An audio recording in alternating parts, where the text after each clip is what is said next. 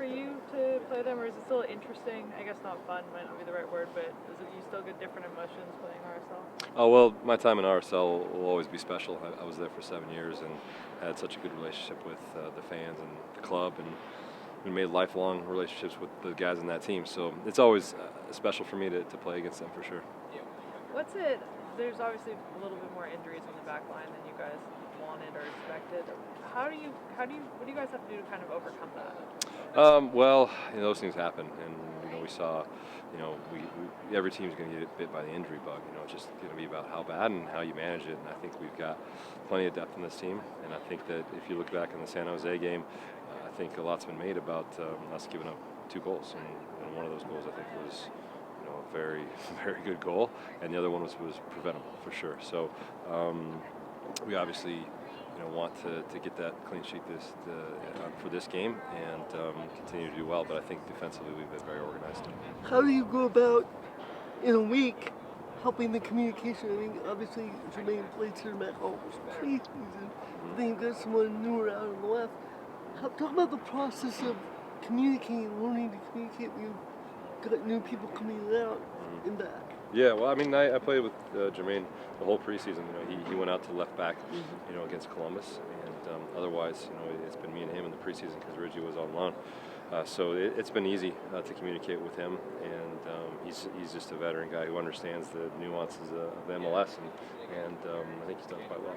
You're always kind of a leader on this team, but do you see your role even need to take on even more of a leadership role with Ridgewell out for a month or so? I don't think anything really changes. I think that I'm always going to be talking in the back and organizing and making sure I'm getting guys up for the game, and that's something I always do. And I think that everybody's going to have to step up a little bit more, though. I think in terms of leadership and just make sure that we're all talking, because Reggie brings a lot in terms of that communication out there on the field. So I think we're all going to have to do a little more talking. But they obviously scored a couple goals off set pieces last week. Every game it seems to be important. What challenges are there any specific challenges this week in defending their set pieces, or assuming Morales plays, just keeping them contained in the play? Yeah, well, when you look at free kick takers, Morales is one of the best in the league.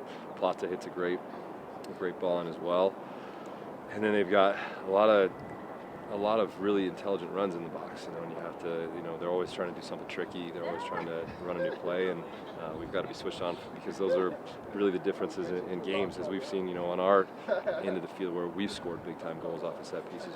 They score big time goals off of set pieces as well. And I think the last 4 games between the two, at least here, have been shutouts or how many goals? Any reason? Is it just the matchup, the style of play, or can you? It's a great question. I thought about that a little bit last year as well. And it's actually kind of stunning given the quality of both sides that you can get that many draws, shutouts. And I think that I look back to a few years back. We played a 3-3 game here. It was pretty raucous, and those kind of games can happen. So anything can happen. Depends on when the goals are scored and how well the teams are playing.